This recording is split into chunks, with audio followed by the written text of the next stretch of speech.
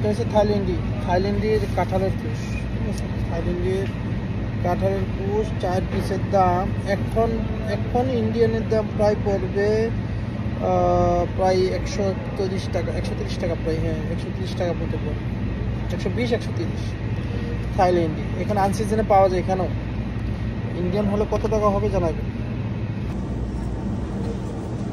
এই 3টা কাঁঠালের পিসের দাম এখন অফার প্রায় 6 টাকা। 6 টাকা হলে এখন ইন্ডিয়ান চলছে কত, 6 দোকানে 12, 120 130 টাকা।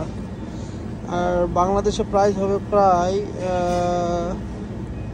180, প্রায় 200 টাকা হবে। 3 পিসের দাম 200 টাকা, মেড ইন থাইল্যান্ড।